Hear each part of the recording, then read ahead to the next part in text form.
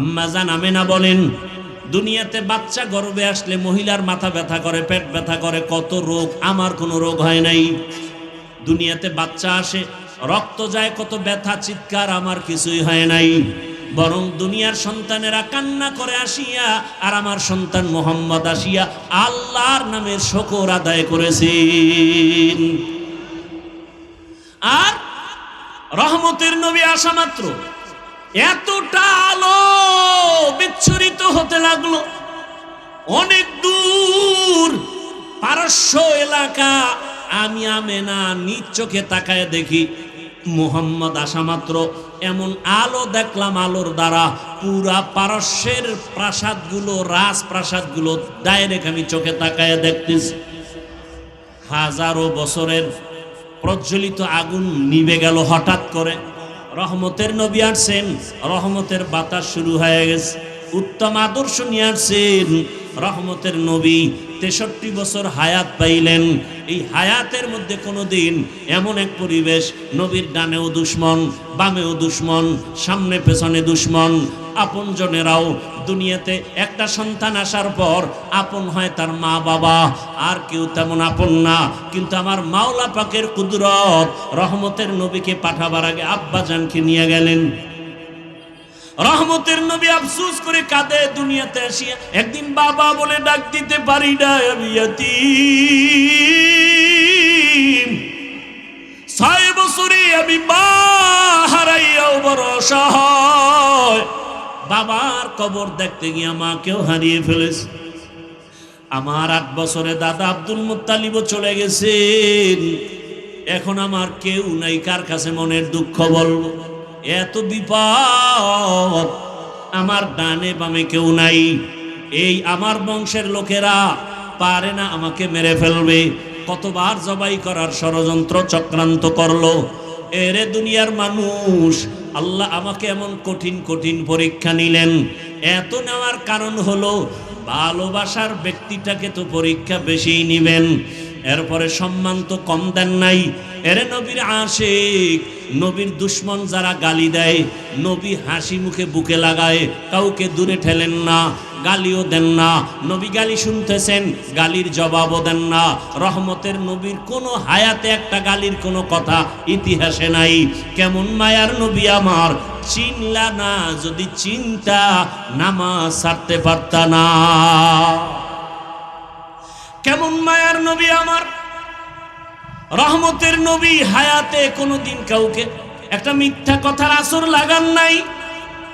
রহমতের নবী আমার কোনোদিন চোখ দুইটা গরম করে কারো দিকে তাকান নাই। কারণ মায়ার নবীর চোখে এতটাই পাওয়ার, যদি গরম চোখে তাকায় জাগায় লোকটা পুড়িয়া ছাই হয়ে যাবে। রহমতের নবী কোনোদিন গরম চোখে কারো দিকে তাকান নাই। নবী আমরা বয়ান করতে করতে গলা শেষ, তলা শেষ, মাইয়া বলার হিসাব নেওয়ার টাইম নাই, ঘুমানোর টাইম নাই, দৌড়াইতেছি গাধার মতো। এত মেহনত, এত বয়ান, 1 ঘন্টা করলে কয় বয়ানই করে নাই, টাকা লয়ে দৌড়ায় গেছে। 3 ঘন্টা করলেও কয় মন ভরে নাই, এত বয়ান। আর আমার রহমতের নবীর কোনো বয়ান লাগে না। আমার নবী আসছে, চেহারা দেখে আর কথা শুনে, ব্যবহার দেখে বেঈমান কালেমাওয়ালা হয়। দুশ্মন আইসা নবীরে মারবে, তাকাইয়া কয় না, তার চেহারার মধ্যে তো দুশ্মনী কোনো ছাপ নাই। জঙ্গলের প্রাণীরাও বড় আশিক। ওরে কেমন মায়ার নবী, সব নবী রাসূল আমার আল্লাহ তাআলার আশিক। আর আল্লাহ বলেন আমি একা আল্লাহ মুহাম্মদের আশিক। ব্যবধান আছে না নাই? সব নবী কার আশিক? আল্লাহর। আর আল্লাহ কার আশিক? রহমতের নবীর আশিক। কেমন মায়ার নবী আমার, সব নবীদেরকে আল্লাহ মেরাজ দিয়েছেন জমিনে, আর আমার মায়ার নবীর মেরাজ আল্লাহ দিয়েছেন আরশে আজিমে। রহমতের নবী বলেন মক্কার মানুষগুলো এতটা খারাপ, কন্যা পছন্দ করে না, বিধবা নারী পছন্দ করে না, জ্যান্ত দাফন করে। এতটা খারাপ, সেই সমাজে রহমতের নবী এমন আদর্শ পেশ করলেন, নবী কাউকে গালি দেন না, যে গালি দেয় জবাব দেন না। নবীর আদর্শ দেখে দেখে মক্কার মানুষগুলো এতটাই পিওর হয়ে গেল, জিব্রাইল আমিনকে আল্লাহ লিস্টি দিয়া পাঠায় দিয়া কয়, যাও লিস্টির মধ্যে যাদের নাম আছে রহমতের নবী যেন ঘোষণা দিয়ে দেয় এই লিস্টির মানুষগুলো বিনা হিসাবে জান্নাতি। রহমতের নবী আল্লাহর স্পেশাল বানানো চেহারা কত সুন্দর। আম্মা জানা আয়েশা রাদিয়াল্লাহু আনহা বলেন, দুনিয়ার মানুষ তোমাদের সবার একটা সূর্য, আর আমি আয়েশার আলাদা সূর্য। তোমাদের সূর্য সকালবেলা পূর্ব দিকে উঠিয়া পশ্চিম অস্ত যায়, আর আমি আয়েশার সূর্যটা প্রতিদিন এশার নামাজের পরে আমার হুজরায় উদিত হয়। নবীর চেহারা এত সুন্দর। আম্মা জানা আয়েশা রাদিয়াল্লাহু আনহা বলেন, নবীজির ঘাম আমি বোতলে ভরে রাখতাম, আর বড় বড় অনুষ্ঠানে আতর হিসাবে ব্যবহার কর। কেমন মায়ার নবী আমার, যেখানে কদম দেয় সেখানেই মেশকের ঘেরা। এত বছর মানুষের বয়ান করছি, ওহুদের ময়দানের ঘটনা বইলা বইলা বলছিলাম। নবীর দান শহীদ হওয়ার পর একটা গর্তের মধ্যে রসুল পড়ে গেলেন। হযরত আলী সহ কয়েকজন সাহাবা নবীরে কাঁধে উঠাইয়া ওহুদ পাহাড়ের পার্শ্বে নিয়ে একটা পাথরের উপরে রসুলকে বসালেন। নবী ওখানে কিছুক্ষণ বিশ্রাম নিলেন। নবী যেখানে বসছেন ওখান থেকে এখনো মেশকের ঘেরান আসতেছে, ওখান থেকে এখনো। এই বয়ানটা এত বছর করছি, কিন্তু ওই পাথরটা ধরতে পারি নাই। সৌদি গভর্নমেন্ট আটকায় রাখছে। এবার গিয়া শুনলাম ওই জায়গাটা খুলিয়া দিছে। চলে গেলাম সেখানে, ওই পাথরটা একটু গর্ত, মাথাটা ঢুকাইয়া যখন রসুলের শরীর মুবারক মাথা ওখানে রেখে রেস্ট নিছেন, ওই জায়গাটায় নাক লাগানো লাগে না, দাঁড়াইলে দেখি মেশকের ঘেরান বের হচ্ছে। ভালো রকম তাকায় দেখলাম কেউ কি আবার আতর লাগাইল নি? না না, কোনো আতর নাই। ১৫০০ বছর পর্যন্ত মেশকের ঘ্রাণ অনবরত বের হইতেছে। পারলে বাবা মাওলার কাছে বইলা যাও, নবীরে পাইলাম না, নবীর একটু ঘ্রাণ তুমি নাকে লাগাইয়া নাও।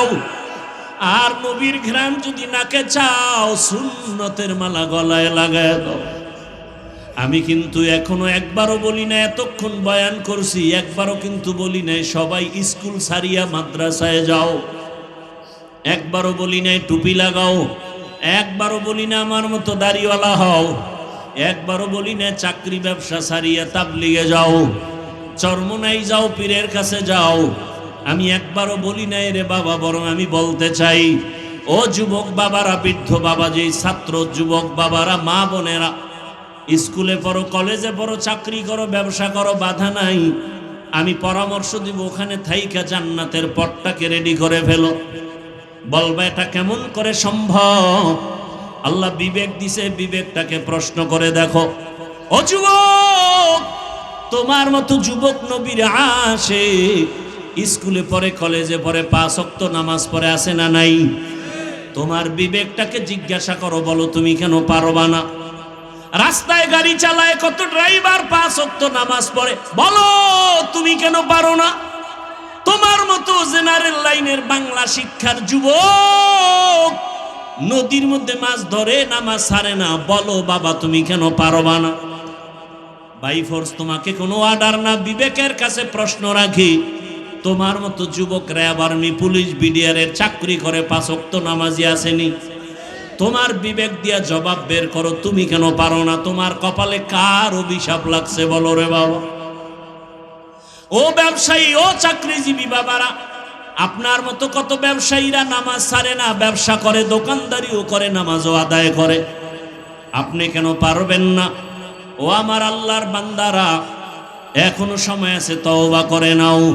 পর্দার আড়ালের মা বোনেরা, আপনার মতো কত মা, কত বোন এখনো আছে, নামাজ ছাড়ে না, বেপর্দায় চলে না। মোবাইলে সময় নষ্ট করে না, স্বামীর মাল হেফাজত করে, খেয়ানত করে না। আপনারা কেন পারবেন না? বৃদ্ধ বাবাজিরা, আপনার মতো কত বুড়ারা মসজিদে গিয়া নামাজ আদায় করে, আপনি কেন পারবেন না? মনে মনে কি ভাবছেন কোরআন মিথ্যা? প্রমাণ একটা দেন, দিতে পারলে আমি এখন দাড়ি কেটে ফেলবো, ছেড়ে দিব, আল্লাহর বিরুদ্ধে রাস্তায় নেমে যাব। কারণ আমার আল্লাহ আছে না আছে দলিল কোরআন, কিয়ামত আছে নাকি নাই দলিল হলো কোরআন। ওই কোরআনেই যদি ঝামেলা থাকে সবই ঝামেলা। কিন্তু আজও পর্যন্ত আল্লাহর কোরআনের একটা ভুল কেউ বের করতে পারছে? কেউ পারে নাই, বরং বহু মাথাওয়ালা কালেমা পড়েছে। আমার আল্লাহর কোরআন এত সত্য,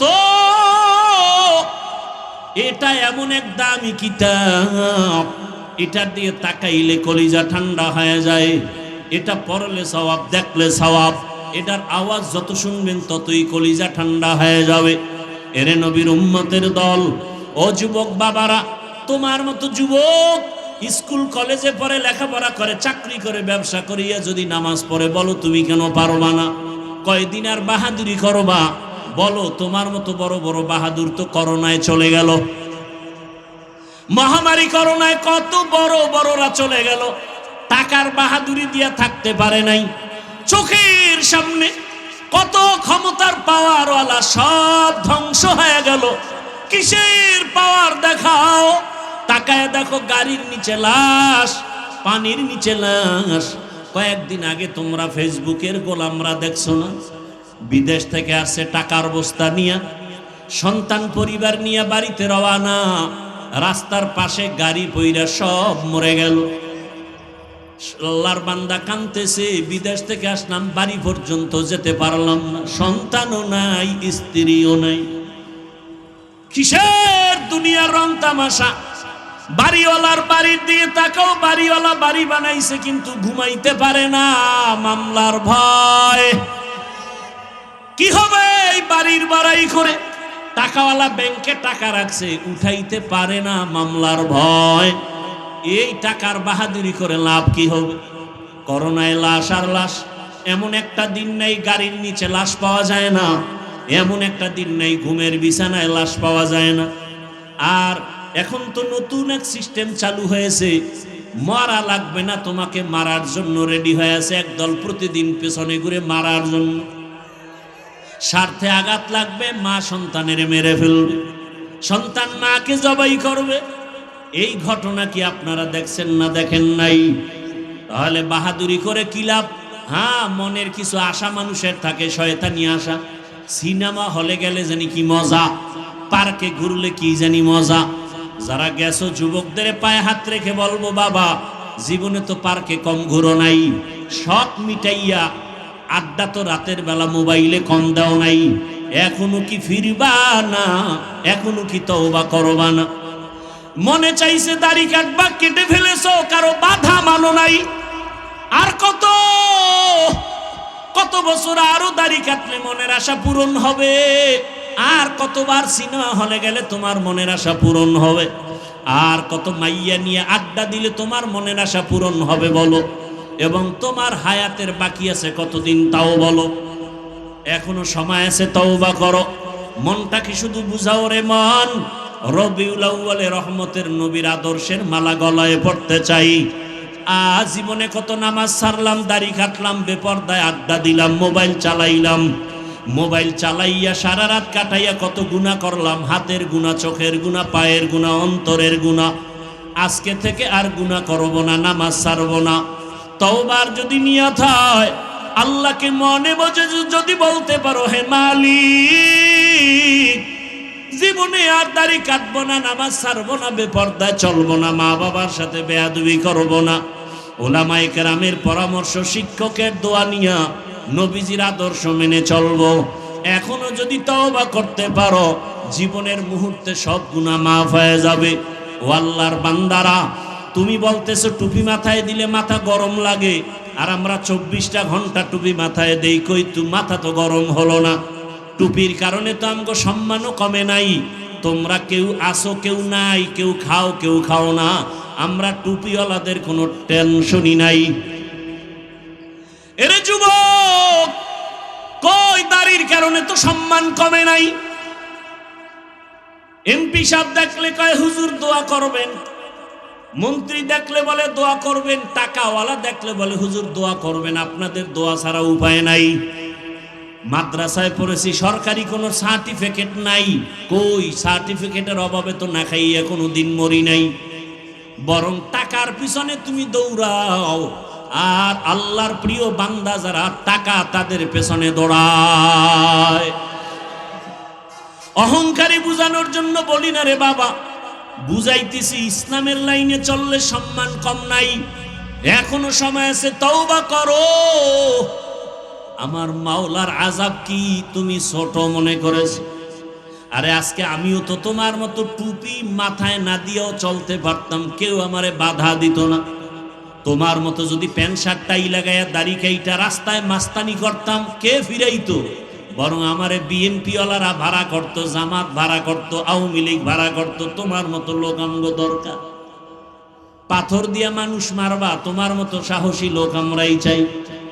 কিন্তু না রে বাবা, এই টুপির কারণে কত গালি, দাড়ির কারণে কত গালি, মাদ্রাসায় পড়ার কারণে কত গালি। এরপরে এই লাইনে থাইকা কি পরিমাণ গালাগালির শিকার হইয়াছি রে বাবা। এরপরেও তো টুপি ফালাই না, দাড়ি ফালাই না, নামাজ সারি না। রাত নাই দিন নাই, ছেলে মেয়ে নিয়ে ভাবার সময় নাই। উম্মতের পিছনে সব আলেমরা দৌড়াচ্ছে।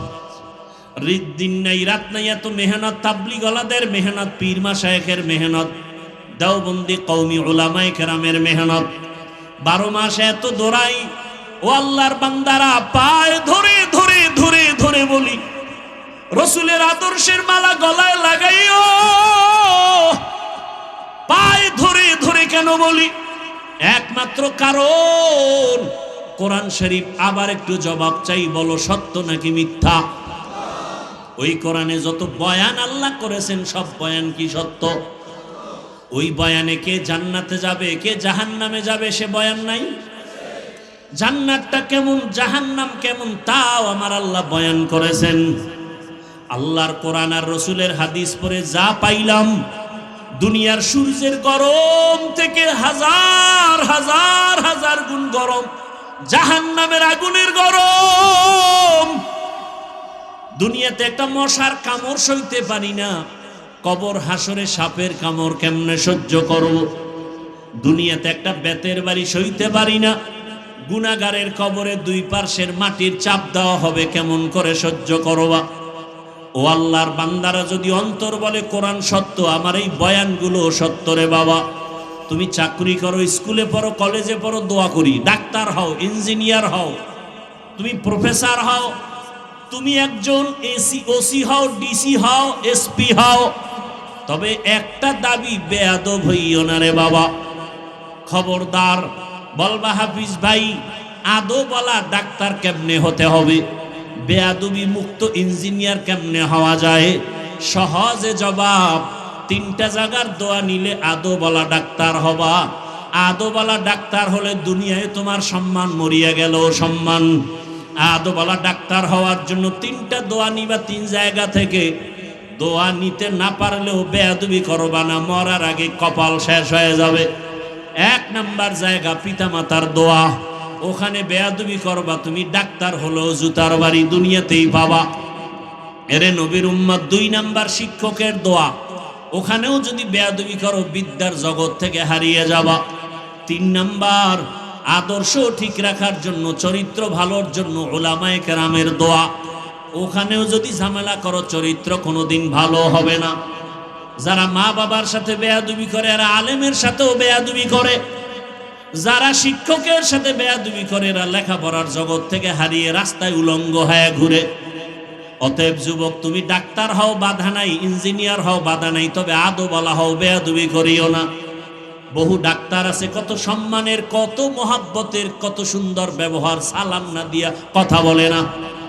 ও যুবক, ওই মা বাবার দোয়া, শিক্ষকের দোয়া, উলামায়ে কেরামের দোয়া নিয়ে সামনে আগাও। আজকে তাকায় দেখো, তোমার মতো যুবক ঢাকা কলেজে লেখাপড়া করে, মাথায় ভাগরি, বড় দাড়ি, বড় জামা, পেছন দিক দিয়ে তাকাইলে মনে হয় মসজিদের খতিব। যদি জিজ্ঞাসা করি তুমি মসজিদে কোথায় নামাজ পড়াও, আমি আরবি তো ভালো করে জানি না, কিসের নামাজ পড়াবো? তোমার এই হালাত কেন? তুমি কই যাও? বলে ঢাকা কলেজে পড়ি। তুমি যে ঢাকা কলেজে ক্লাস করো এই ফাগরি রেখা টুপি রেখা, কয় হ্যাঁ, সমস্যা হয় না? কয় না। ক্লাসে তোমার শিক্ষক শিক্ষিকা নাই? কয় আছে। কিছু বলে না? কয় দোয়া করে যে আমাদের ছাত্র ছাত্রীদের মধ্যে এই ছেলেটা বড় ভদ্র, বড় নম্র, বড় সভ্য। মাঝে মাঝে জিজ্ঞাসা করি, বাবা তুমি যে ঢাকা কলেজে এই পাগড়ি নিয়ে যাও, তোমার ক্লাসের মধ্যে মেয়েরা নাই? কয় আছে। ডিস্টার্ব করে না? আড্ডাখানায় ডাকে না? কয় ডাকে। মাঝে মাঝে সবাই মিলে যখন আড্ডায় যাবে আমারে দাওয়াত দেয়, আমি ইস্তেগফার করি। জবাব দেওয়ার আগে আল্লাহর কুদরত, আমার ক্লাসের মেয়েরা জবাব দিয়া বলে, ডিস্টার্ব করিস না, ও আল্লাহর পথে আছে, ওরে সাইরা দে, আমরা চল। এইভাবে আমি চলতেছি রে বাবা। অতএব আমি যে কথাটা মেসেজ দিতে চাই, আমি একবারও বলি না তোমার মাদ্রাসায় যেতেই হবে, তাবলীগ করতেই হবে না, বরং মা বাবার দোয়া, শিক্ষকের দোয়া, উলামায়ে কেরামের দোয়া পরামর্শ নিয়া স্কুলে পড়িয়াও জান্নাত পাওয়ার পথ আছে না নাই? কলেজে পড়িয়া জান্নাত পাওয়ার পথ আছে না নাই? ওই জায়গায় থাকিয়া দাঁড়িয়ে রাখো, নামাজ পড়ো, মা বাবার খেদমত করো, আর জীবনে কারো হক নষ্ট করিও না, গালি দিও না, জবান দিয়া কষ্ট দিও না।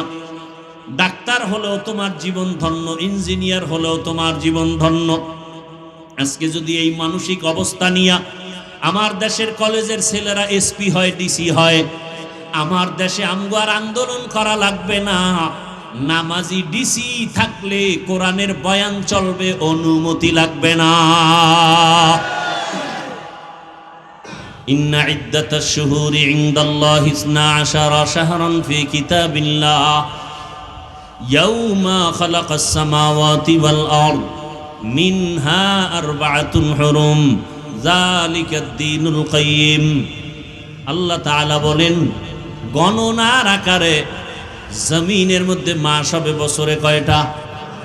12টা। এই 12 মাসের মধ্যে আবার 4 মাস আরো বেশি দামি, আরো বেশি দামি। এই যে বছরে মাস হবে 12টা, আর এর মধ্যে 4 মাস অন্য মাসের তুলনায় আরো দামি, এই কথাটা আল্লাহ বলেন আমি সিদ্ধান্ত নিয়ে লিখে ফেলেছি লাউহে মাহফুজের মধ্যে। কখন? আসমান জমিন সৃষ্টি যখন করেছি তখন। ওই যে 4 মাস বড় দামি, এর মধ্যে একটা মাসের নাম রজব। মাসের নাম কি? এরপরে শাবান, এরপরে রমাজান, অর্থাৎ রমাজানের আগে শাবান, তার আগে কি? রজব। আর বাকি 3টা মাস একসাথে লাগানো, যুলকাদা, যুলহিজ্জা, মুহররম, অর্থাৎ হজের মাস, হজের আগের মাস, হজের পরের মাস। এবার খেয়াল করেন, এই 4 মাস যথেষ্ট পরিমাণ সম্মানিত বলার কারণ হলো এই মাসের মধ্যে যুদ্ধ করা যাবে না, আন্দোলন করা যাবে না। সেই সময়ের হিসাব, সেই হিসাব এখন আর নাই। এখন সুযোগ পেলে, পরিবেশ থাকলে, যুদ্ধের প্রয়োজন হলে মুহররমে করো, রজবে করো, কোনো নিষেধাজ্ঞা নাই। তবে আমি হাফিজুর রহমান এখানে ঘোষণা দিলে হবে না। দেশের, রাষ্ট্রের সমস্ত উল্লেখযোগ্য উলামায়ে কেরাম বসে, বোর্ড বসে, এরপরে প্রেক্ষাপট অনুযায়ী যদি সবাই একমত হয়ে ফতোয়া প্রদান করেন যে এখন জিহাদ করা যাবে, তখন জিহাদ করা যাবে। আমি একা বললে হবে না। আল্লাহ বুঝার তৌফিক দান করেন। আচ্ছা, এবার খেয়াল করেন, এই যে 4 মাস সম্মানের, রজব, যুলকাদা, জিলহিজ্জা, মুহররম, এর মধ্যে রবিউল আউয়াল কয় নাম্বার সিরিয়াল আছে? খবর নেই। আছে? কথা বলেন না কেন? রজব, জিলকাদা, যুলহিজ্জা, মুহররম, এই যে 4 মাসের নাম বললাম, এর মধ্যে রবিউল আউয়াল কয় নাম্বার সিরিয়াল আছে? তার মানে কি সম্মান নাই? রমাজানের নাম আছে, অথচ রমাজানের ফজিলত তো আলাদা। কোরআনে রমাজানের নাম আছে, শাহরু রমাদানাল্লাযী উনজিলা ফীহিল কুরআন হুদাল লিন্নাস ওয়া বায়্যিনাতিম মিনাল হুদা ওয়াল ফুরকান। রমাজানের নাম কোরআনে আছে না নাই? অথচ রমাজানের এই 4 মাস দামি মাসের মধ্যে সিরিয়ালে নাই। তার মানে কি এটার সম্মান নাই? আচ্ছা, এগুলো বুঝাইতে গেলে অন্যদিকে যাবে। তো রবিউল আউয়াল এমন একটা মাস, যেই মাসে অধিকাংশ ঐতিহাসিকগণ লিখেছেন সবাই না, রসুল দুনিয়াতে আসছেন, আবার এই রবিউল আউয়ালে রসুল বিদায় নিয়েছেন। তবে রসুল কোন মাসে আসছেন এ নিয়েও অনেক মতভেদ আছে।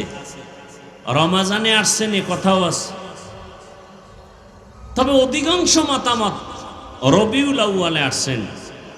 দিন সোমবার, আসার দিনও সোমবার, যাওয়ার দিনও সোমবার। টাইমও আলাদা, তারিখও আলাদা। আসার তারিখ কেউ বলেন রবিউল আউয়ালের 8, কেউ বলেন 9, কেউ বলেন 11, কেউ বলেন 12, আরো অনেক মতামত আছে। এখন আমি বলছি এটাই মানতে হবে বিষয়টা এমন না, বরং আরো সহজ হয়ে গেছে। আপনি গুগলে সার্চ দেন রহমতের নবী কোন মাসে আসছেন, কোন তারিখে আসছেন, গুগলে সার্চ দিলে ডিটেলস চলে আসবে। কতটা তারিখ নিয়ে ইখতিলাফ আছে, মতবিরোধ আছে, সব আসবে। অতএব আমার কথা আপনার মানতে বাধ্য না, বাকি আমি স্মরণ করায় দিতেছি, খেয়াল করেন। রবিউল আউয়ালে আসছেন আর গেলেন, দিন কি? সোমবার। আসার টাইম রাত দিনের মধ্যখান সবহ সাদিক, যাওয়ার টাইম জহুরের নামাজের আগে সোমবার দিন রসুলের ইন্তেকাল। বুধবার দিন গিয়া রাতের শেষ ভাগে তাহাজ্জুদের সময় রসুলের দাফন। রসুলের ইন্তেকাল হলো সোমবার দিন চাশতের সময়, জহুরের আগে। দাফন হবে সাথে সাথে, রসুলের হাদিস, মাইয়তকে দেরি করায় না, কষ্ট পায়, দাফন করে দাও। রসুলের দাফনে দেরি হলো কেন? বুধবার দিন গিয়া রাতের বেলায় দাফন কেন? এটাও ভিন্ন আলোচনা, যদিও সিরাতের আলোচনার অংশ। এখানে লেখা আছে সিরাতুন নবী উপলক্ষে মাহফিল। কি উপলক্ষে? রসুলের শান সম্পর্কে আমরা বাংলাদেশে 3টা শব্দ বেশিরভাগ দেখতে পাই, আর একটা শব্দ আছে। একটা শব্দ সিরাতুন নবী, আর একটা শব্দ মিলাদুন নবী, আর একটা শব্দ দেখি দাওয়াতুন নবী, আর একটা শব্দ আছে ওয়াফাতুন নবী। কয়টা শব্দ? ভালো করে খেয়াল করবেন। সিরাতুন নবী, মিলাদুন নবী, দাওয়াতুন নবী, ওয়াফাতুন নবী। প্রথম আপনারা জানবেন অর্থ পরে, এই 4টা শব্দ পৃথিবীর সব থেকে দামি রসুল রহমতের নবীর শানের শব্দ। এটা আগে একমত হন। এই 4টা শব্দ সরমনের হুজুরের শানে ব্যবহার হয়, কোন পীর সাহেবের শানে ব্যবহার হয়। এই 4টা শব্দ মুসা নবীর বেলায় ব্যবহার হয়, ইব্রাহিম নবীর বেলায় ব্যবহার হয়। এই 4টা শব্দ শুধুমাত্র কেবলমাত্র রহমাতুল্লিল আলামিনের শানের শব্দ। তাহলে 1 নাম্বার, রসুলকে যারা মোহাব্বত করেন এই 4টা শব্দকে সম্মানের সাথে দেখতে হবে। বুঝাইতে পারি নেই? এই 4টা শব্দকে খারাপ বলা যাবে? খুব সাবধান। সিরাতুন নবী ও রসুলের সম্মান সূচক শানের শব্দ। মিলাদুন নবী শব্দটাও রসুলের শানের শব্দ। দাওয়াতুন নবী শব্দটাও রসুলের শানের শব্দ। ওয়াফাতুন নবী শব্দটাও রসুলের শানের শব্দ। কোনো একটা শব্দকে ছোট চোখে দেখা যাবে? এবার সময় তো আপনারা দিবেন না, বিরক্ত লাগবে, বলবে যে এই ওয়াজ লাগবে না, আপনি যে আগের ওয়াজ করেন এই পুরান ওয়াজ করেন। এক মহা মুসিবত। আবার আলেম ওলামা বলবে যে না, বয়ানে মজা হয়নি। মহা এক মুসিবত। আল্লাহ সবাইকে কবুল করেন, তবে নিজে মুখস্থ করে কিছু বলা যায় না, সব কার তরফ থেকে আসবে? আল্লাহ আমাদের মাহফিল কুদরতের দ্বারা কবুল করেন। মিলাদুন নবী শব্দের অর্থ সংক্ষেপে বলছে, এগুলো ভিন্ন ভিন্ন ব্যাখ্যা। সিরাত এক শব্দ, নবী আর এক শব্দ, দুই শব্দ সন্ধি হলে বলে সিরাত নবী, দুই শব্দ মিলাইলে মাঝখানে আলিফ লাম আসবে, সিরাতুন নবী। সিরাত মানি অবস্থা, সিরাত মানি আদর্শ, নবী মানি যে কোনো নবী। আন-নবী বললে রহমাতুল্লিল আলামিন, আর কেউ না। তাহলে সিরাতুন নবী অর্থ কি? আমাদের সুপরিচিত নবীর জীবন আদর্শ। এই চারটা শব্দ সিরাতুন নবী, মিলাদুন নবী, দাওয়াতুন নবী, ওয়াফাতুন নবী কার শানের শব্দ? রসুলের শানের শব্দ। অসম্মান করা যাবে? এক নাম্বার সবক আজকের মাহফিলের। দুই নাম্বার সবক, এই চারটা শব্দের ভিতরে সব থেকে পাওয়ারফুল শব্দ সিরাতুন নবী। সব থেকে পাওয়ারফুল শব্দ বলবেন কিভাবে?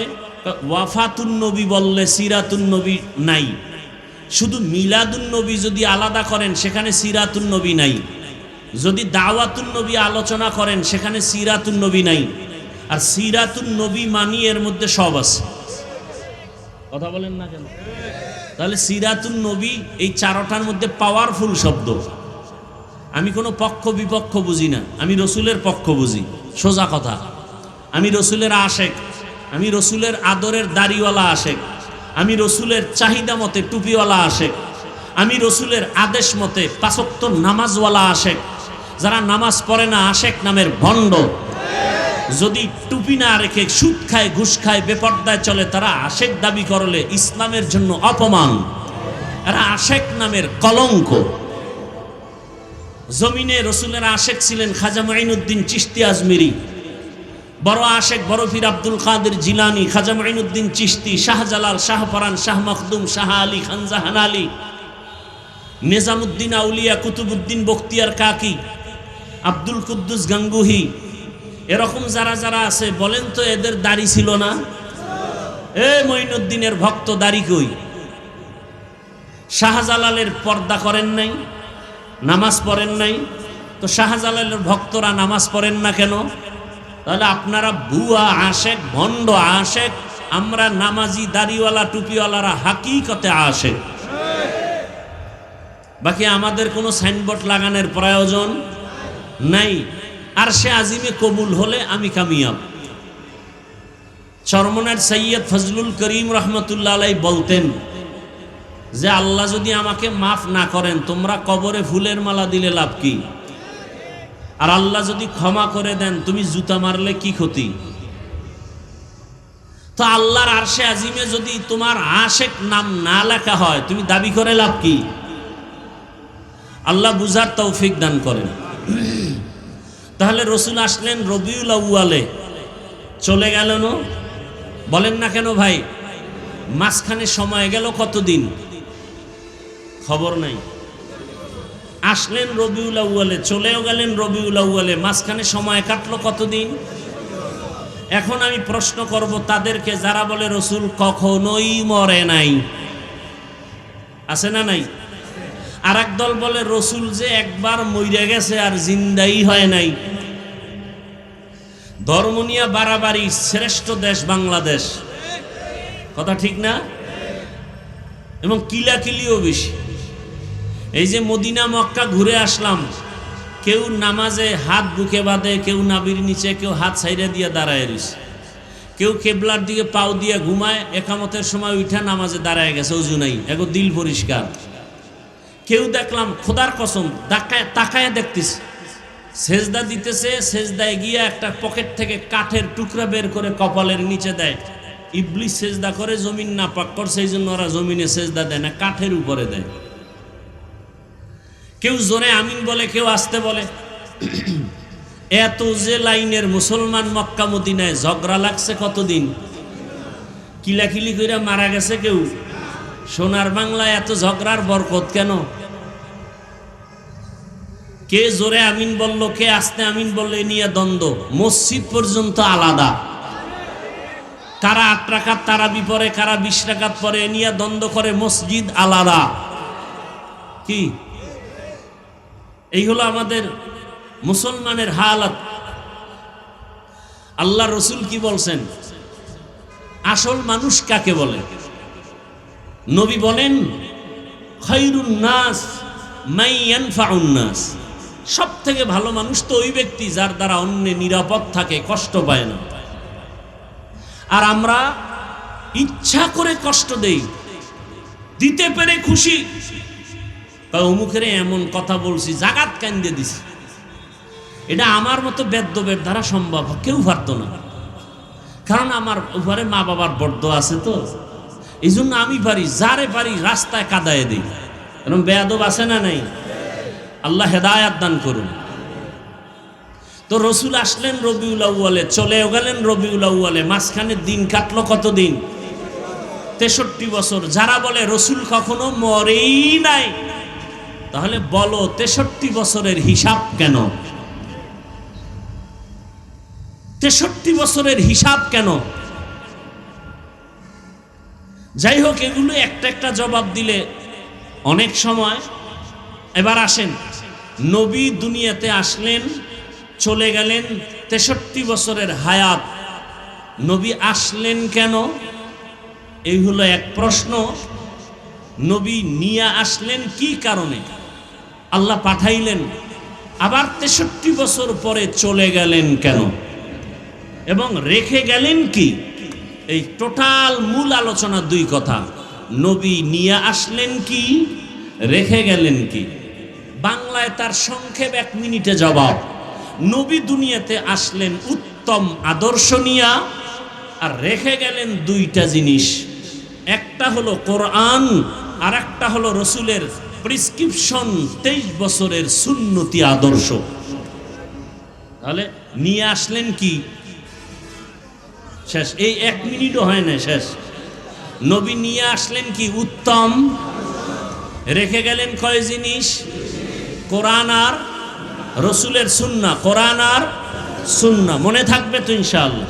এবার বিস্তারিত, রসুল কি নিয়ে আসলেন? উত্তম আদর্শ। উত্তম আদর্শ বলতে কি? এ নিয়ে 2-4টা কথা, এরপরে দোয়া। আল্লাহ তাআলা রসুলের আদর্শ সম্পর্কে বলেছেন সব থেকে দামি আদর্শ, ইন্নাকা লাআলা খুলুকিন আযীম।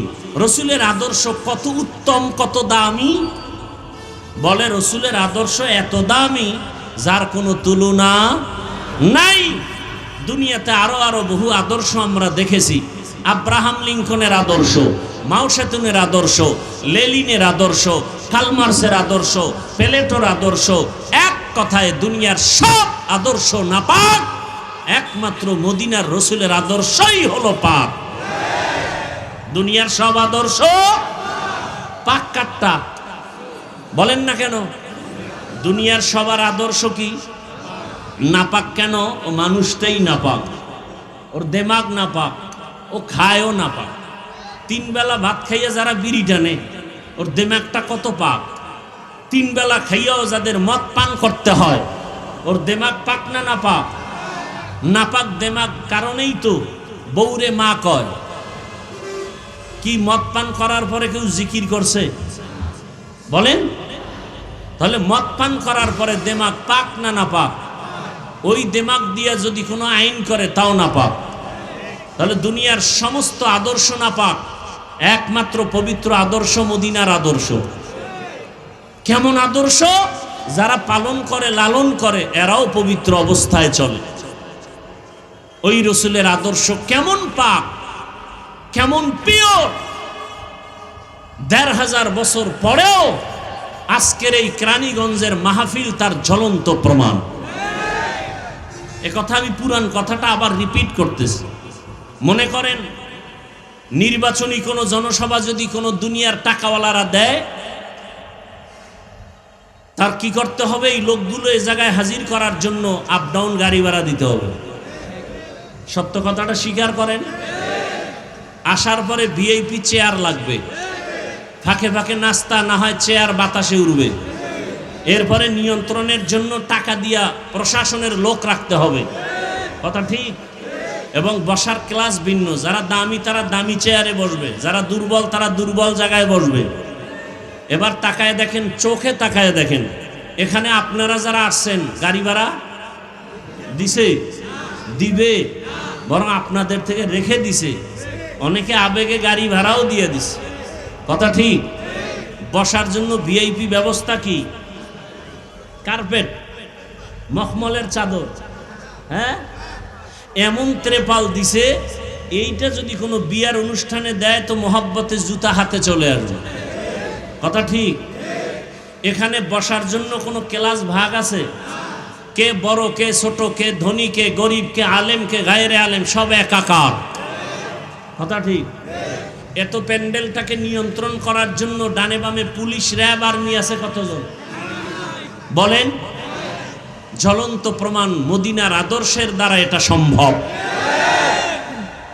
সত্য কথাটা স্বীকার করেন। এটা কিসের কারণে সম্ভব? কার আদর্শ?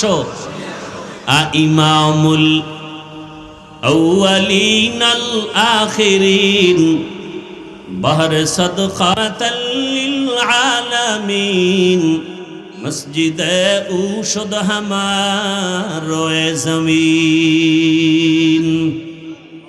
রহমতের নবীর আদর্শ এত সুন্দর, কে ধনী কে গরিব কোনো ভেদাভেদ নাই। রহমতের নবী যেই প্লেটে খায় ওই প্লেটে গোলাম আইসা খানা খায়। আরবে গেলে এখনো দেখবেন রহমতের নবীর আদর্শ এখনো আছে। আরবের বড় বড় টাকাওয়ালারা এখনো যেই দস্তরখানে খানা খায়, কাজের লোকেরাও একই দস্তরখানে খানা খায়। এটা কার সুন্নত? এটা তাবলিগলাগো সুন্নত। কার সুন্নত? তো কুজাও সুন্নতে আহমদ কুজা বা মুহাম্মদ कैबुअद निस्बत मन अहब्बा सुन्नती कौले रसूल मजदाए काना मई हम कुन कबूल। রহমতের নবী উত্তম আদর্শ নিয়ে আসলেন। জায়গাটার নাম বলেন, কোথায় আসছেন? কেরানীগঞ্জ। কোথায় বলেন না কেন? মক্কা নগরীতে আসছেন, মদিনায় না। কোথায়? মক্কা নগরীতে আসছেন। এমন এক সময় নবী আসছেন যেই মক্কা নগরীর মানুষ পৃথিবীর নিকৃষ্ট চরিত্রহীন, লম্পট আর খারাপ।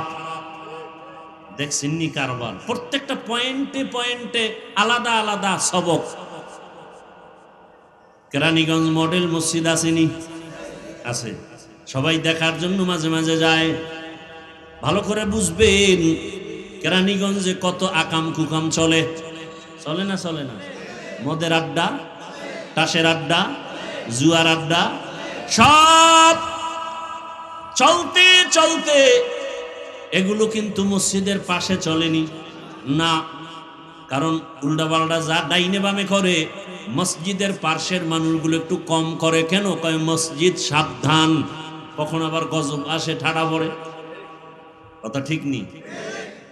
তাহলে দুনিয়ার মধ্যে নেচার হলো দুনিয়ার সবাই উল্টাপাল্টা স্বাভাবিকভাবে করে, তবে মসজিদমুখী মানুষগুলো একটু কম করে, পাশের মানুষও কম করে। দুনিয়ার সব মানুষ খারাপ হতে পারে চূড়ান্ত, কিন্তু বাইতুল্লাহর পাশের মানুষ খারাপ হলেও তো অন্যদের তুলনায় কম হবে, কিন্তু না। ইতিহাস বলে পৃথিবীতে মক্কার পাশের মানুষের মতো খারাপ আর নাই। এত বড় দামি ঘরের পাশের মানুষ এত খারাপ কেন? আর ঘরটা কেমন দামি? বাইতুল মুকাররমের মতো দামি। ইন্না আউয়ালা বাইতি উযিআ লিন-নাস লাল্লাযী বিবাক্কাতা মুবারাকাও ওয়া হুদা মুবারাকাও ওয়া হুদাল লিল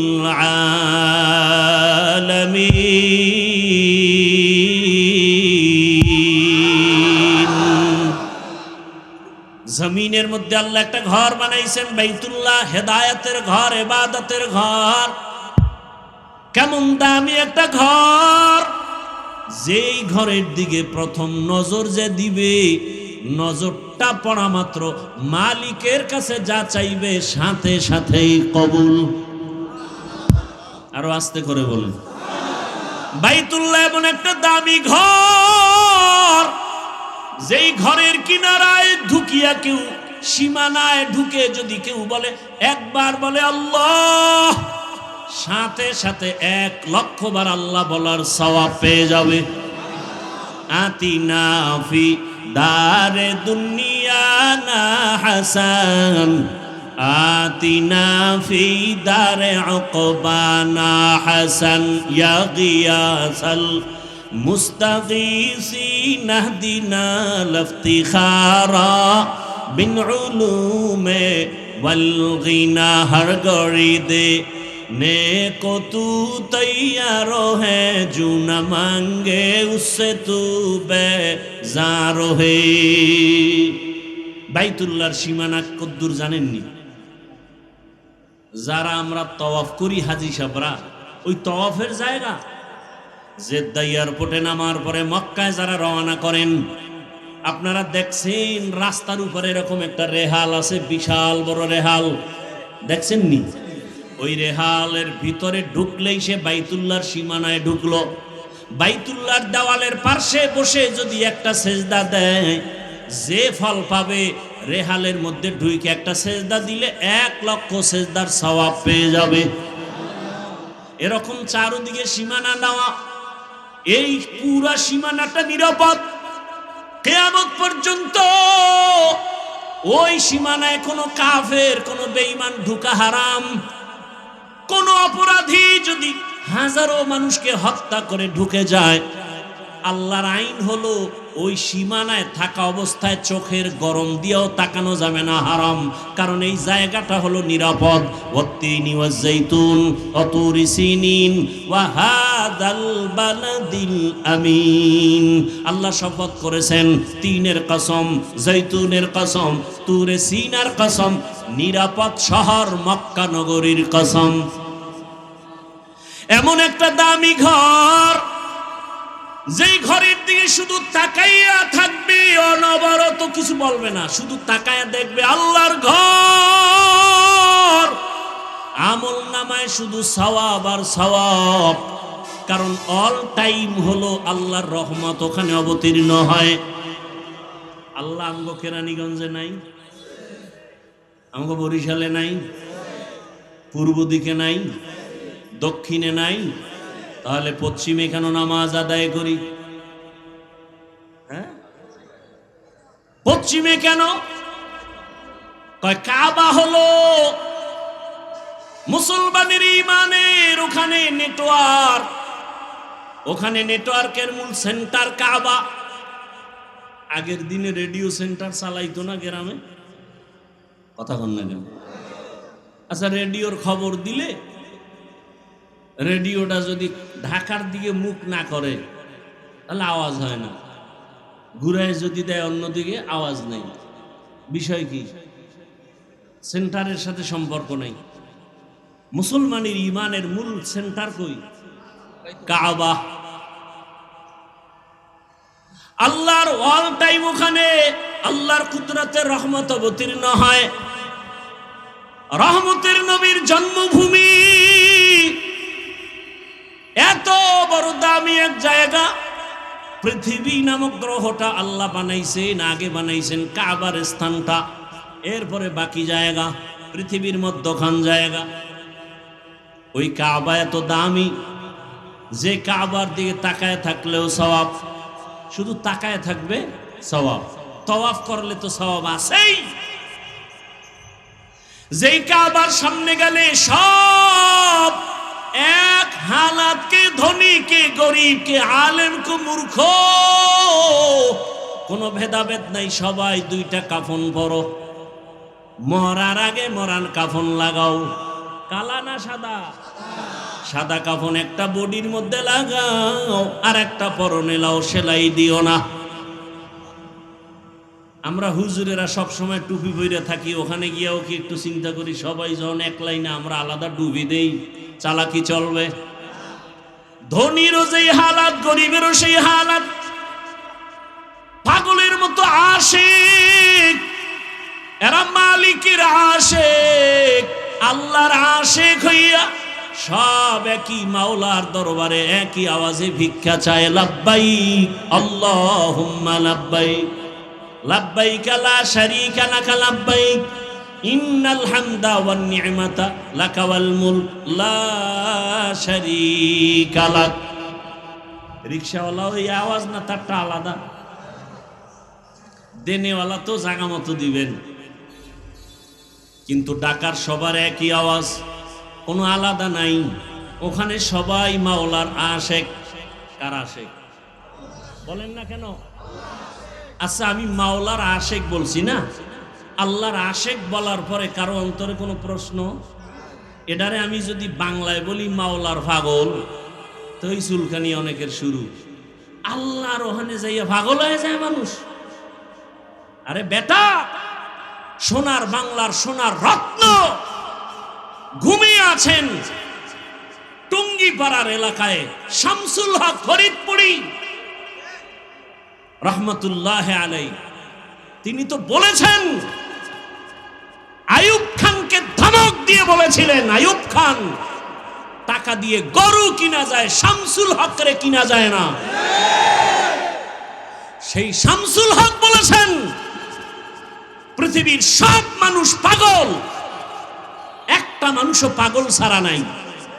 কেউ টাকার পাগল, কেউ ক্ষমতার পাগল, কেউ নারীর পাগল, কেউ গাড়ির পাগল, কেউ বাড়ির পাগল। কথা বলেন না কেন?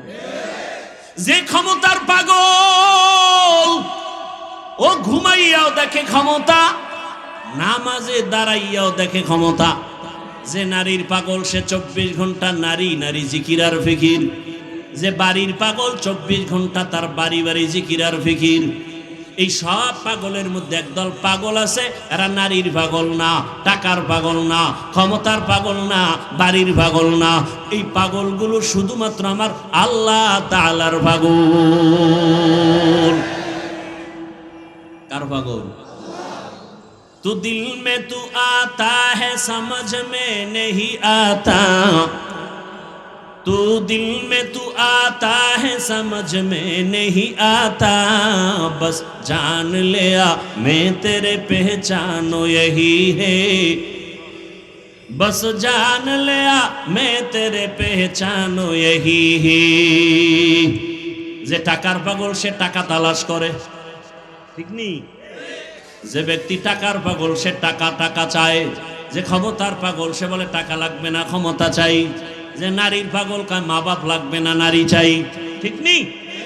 আর যে ব্যক্তি আমার আল্লাহ তাআলার আশিক, ওই বান্দা বলে টাকা লাগবে না, বাড়ি লাগবে না, ক্ষমতা লাগবে না, আমি কিছুই চাই না, আমার মালিক মাওলাকে চাই। तेरा आईना आलमे रंग बूहे, जिधर दिखता हो उधर तू ही तू है।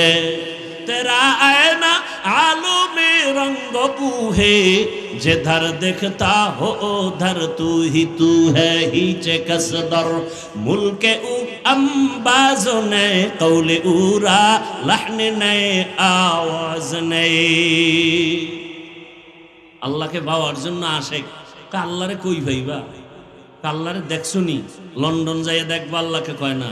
আল্লাহ দেখার আয়না হলো আল্লাহর সৃষ্টি। কয় বিল্ডিংটা এত সুন্দর, বানানোওয়ালা ইঞ্জিনিয়ার না জানি আরো কত সুন্দর, ঠিক না? বিল্ডিং এত সুন্দর প্রমাণ করে ইঞ্জিনিয়ার কি? কথা বলেন না কেন? আমার আল্লাহ কত সুন্দর, আমার আল্লাহর বানানো আসমানের দিকে তাকায় দেখ, আসমান এত সুন্দর, বানানেওয়ালারও কত সুন্দর। আল্লাহর বানানো জমিন এত সুন্দর, বানানেওয়ালা আল্লাহ কত সুন্দর। এগুলো নিয়ে যারা গবেষণা করে, করতে করতে করতে করতে দেওয়ানা হয়ে যায়।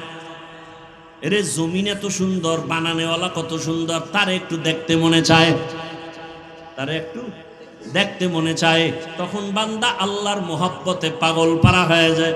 একটা নারীর পিছনে পাগল হইয়া দুনিয়ার সব ছাইরা দেয় একটা পুরুষ, ঠিক নেই? অথচ ওই নারীর ঘামের মধ্যে কি মেশকের ঘ্রাণ আছে? আমার মাওলার কুদরত দেখা আশেক কেন পাগল পারা হবে না?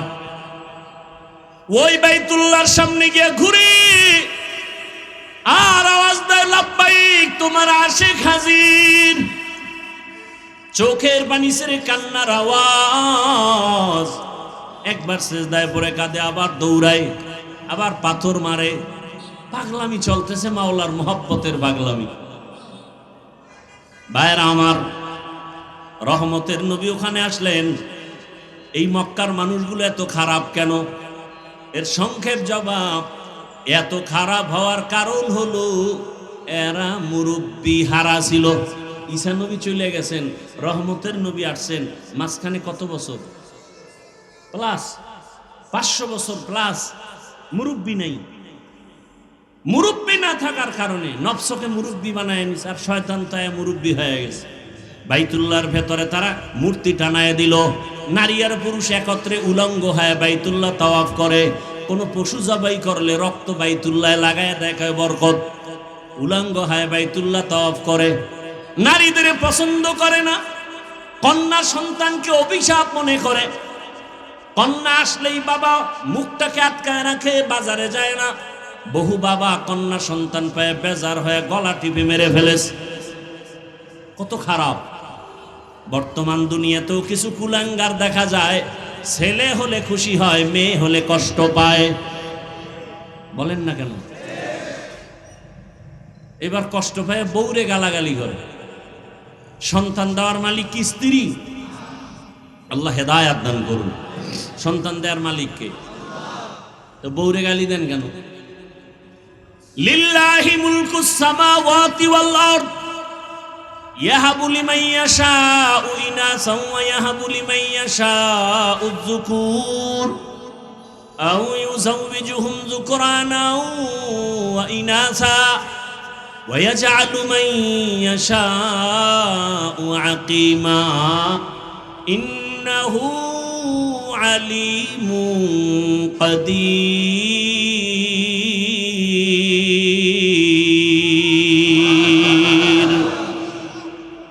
আল্লাহ তাআলা বলেন, আসমান জমিনের মালিক আমি চাইলে কাউকে ছেলে দেই, কাউকে মেয়ে দেই, কাউকে কোনোটাই দেই না, কাউকে দোনোটাই দেই।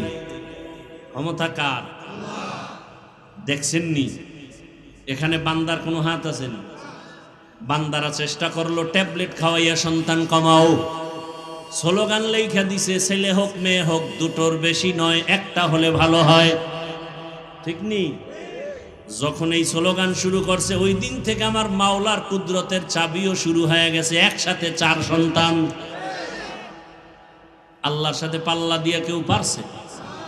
এই শিক্ষিত বাবারা বলেন তো, সন্তান কমানোর মিছিলে বলেন তো কি পরিমাণ জনসংখ্যায় আমার দেশের মানুষ কমছে না বাড়ছে? তো ট্যাবলেট কই? ওয়ামাকারু ওয়ামাকারাল্লাহ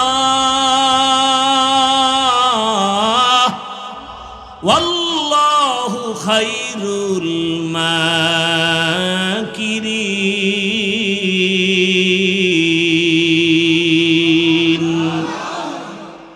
আল্লাহর চেয়ে বড় বুদ্ধিওয়ালা কেউ আসেনি? আরে মিয়া, তুমি কত বুদ্ধিজীবী! মাওলাকে নিয়ে গবেষণা করার বুদ্ধির জীবী তো তোমার নেই। বেশি চালাকি করবা, ভেতরের জীবী হ্যাং হয়ে যাবে।